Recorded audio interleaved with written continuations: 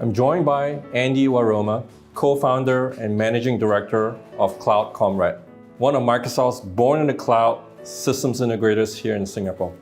Andy, thanks for joining us here today. Thanks, Kevin. Thanks for having me here. One of the curious questions I have would be, you guys have such an amazing and cool company name. Can you tell us a little bit about the origins of the name Cloud Comrade? My co-founder and I, we came from an enterprise background. And when you're in an enterprise background, typically there's a lot of hierarchy. You want to be a senior consultant. If you're a senior consultant, you want to be a manager. If you're a manager, you want to be a director, and so on and so forth, right? We didn't want to build all of those hierarchies into the organization right from day one. We don't, for example, have titles on our business cards. So we were all comrades working towards the same common goal. It was about the fact that we treat each other with the same amount of respect. Second thing was for us really to be on the same level with the customer. So respecting the customer, but customer also respecting the work that we were doing. And we felt that comrade was the word that kind of like encompassed both of those things.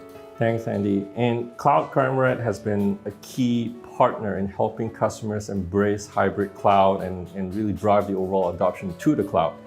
Can you share with us a little bit about the kind of work and solutions and services that you guys do to help customers navigate that migration?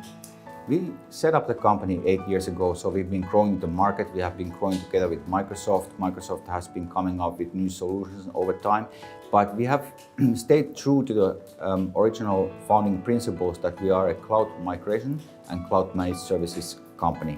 And that's what we have been doing since the beginning. With Microsoft, we have been working, for instance, on SAP migrations, which is one of the specialty.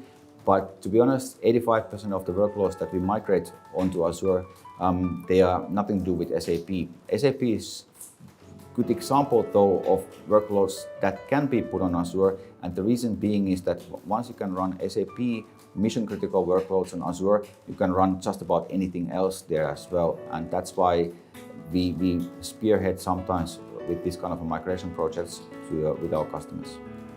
Andy, you spend a lot of time with customers, with CIOs and technical decision makers. And needless to say, the last couple of years has been a challenge for many of our customers as they drive that progress and that journey towards the cloud, especially with the needs around hybrid work. Can you share with us a little bit about the challenges that you're seeing customers experience and how you're helping customers navigate those challenges? And I'm thinking back to March, April 2020.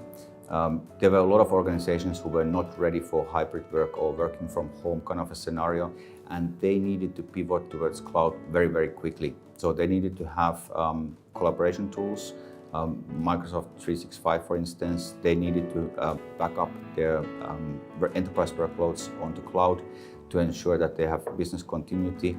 They might need to have virtualization of their Windows desktops, for instance. So we needed to do a lot of those things very, very rapidly for our customers to ensure that they could continue their business when we had to move from the office to our studies or balconies or wherever we might be working. Yeah.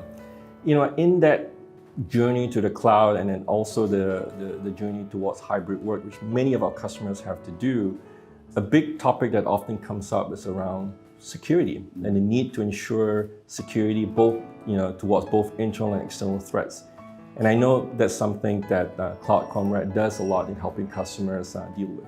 If you ask our customers what's important for them, they will say everything. Now, that's not necessarily a realistic scenario. If you do everything and you protect against all of the threats, that might be costly, but that might be also quite overwhelming and restrictive for many organizations. So first and foremost, I would say to our customers that put some kind of a risk profile together.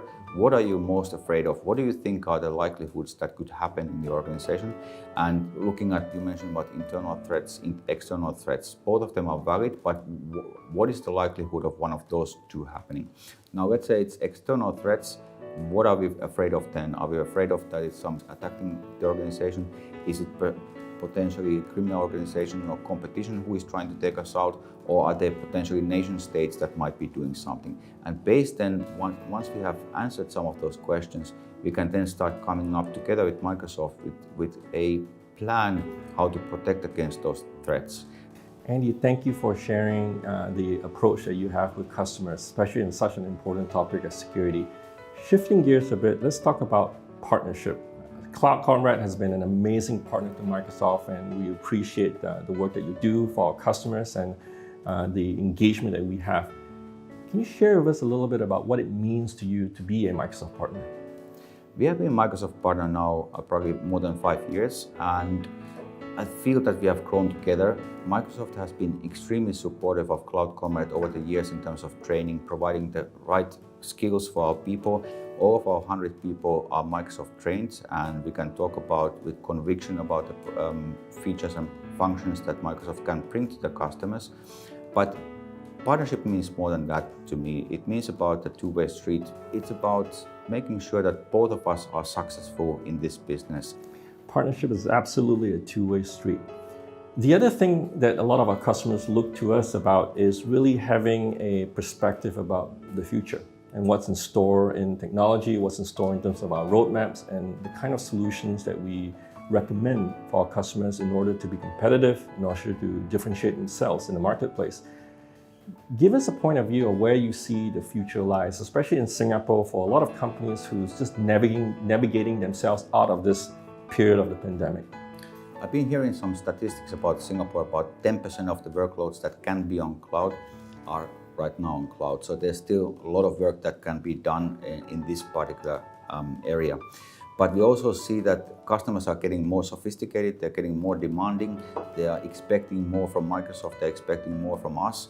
And the constant product innovation and understanding the customer's requirements, that's really, really important. And they want to have the product principles, deep knowledge in the technology, but they also at the same time want to have the implementation partners practical understanding how to do things in similar kind of companies than what we are talking to. Andy, thank you so much for speaking with me today, and more importantly, thank you for the partnership. I don't think we can do what we do for customers without the work from your teams, your colleagues, and the industry. And I truly mean it when I say that our partners are truly the lifeblood of what we do at Microsoft, and we truly recognize the amazing work and amazing innovation coming from Cloud Comrade. Thank you so much. Thank you, Kevin, and I would also like to thank all of your team here in Singapore has been supporting us over the years and scaling up Cloud Comrade, chasing us and making us better, and ensuring that whenever we have customer requirements, that you are there to help us to ensure that our joint customers will get the solutions that they need to continue their day-to-day businesses. Thank you, Andy. Thank you.